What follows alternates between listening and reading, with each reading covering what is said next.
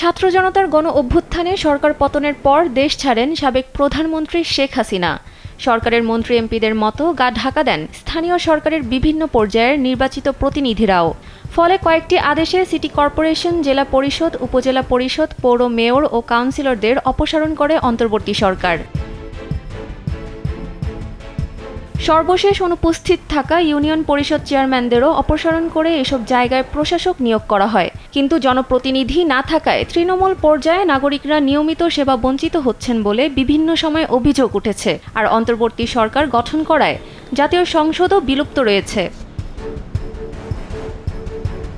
অন্তর্বর্তী সরকার গঠনের পর থেকে রাষ্ট্র সংস্কারে মনোযোগ দেয় সরকার। স্যান্ডেলিনা সো, রূপচর্চায় আভিজাত্য। তার অংশ হিসেবে বিভিন্ন সেক্টর সংস্কারে 10টি সংস্কার কমিশন গঠন করা হয়। সরকারের উপদেষ্টারা বলছেন, প্রয়োজনীয় সংস্কারের পরই জাতীয় নির্বাচন আয়োজন করা হবে।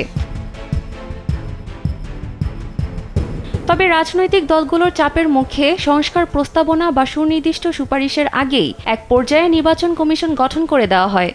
জাতীয় নির্বাচনের ব্যাপারে সরকারের উপর চাপ অব্যাহত রেখেছে বিএনপি, জামাত সহ রাজনৈতিক দলগুলো। রাজনৈতিক দলগুলোর দাবি, আগে নির্বাচন, পরে সংস্কার।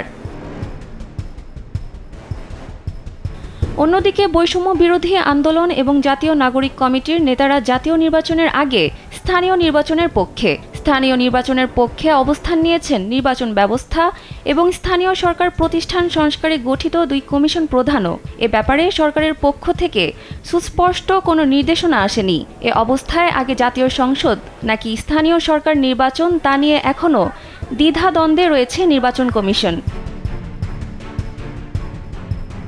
অনেকেই বলছেন, জাতীয় নির্বাচনের আগে স্থানীয় নির্বাচন করে নির্বাচন কমিশনের সক্ষমতা যাচাই করা উচিত। আগের কমিশনগুলো সেটাই করেছিল। বিশেষ করে নির্বাচন কমিশন সংস্কার কমিটির প্রধান ডক্টর বদিউল আলম মজুমদার সম্প্রতি জাতীয় নির্বাচনের আগে স্থানীয় নির্বাচনের কথা বলেছেন।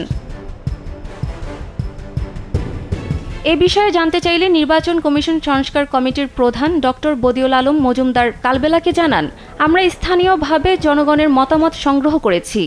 সেখানে আগে স্থানীয় সরকারের বিভিন্ন পর্যায়ের নির্বাচনগুলোই সেরে ফেলার জন্য পরামর্শ এসেছে।